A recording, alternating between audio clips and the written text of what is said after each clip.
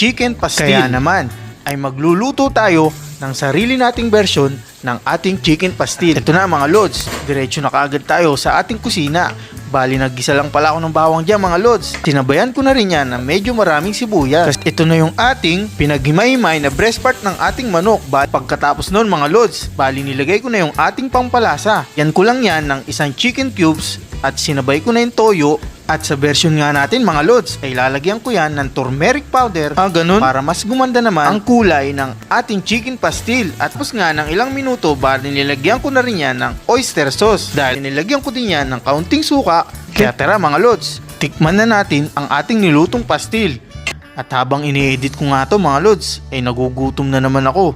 O paano mga lods, first bite para sa inyo lahat.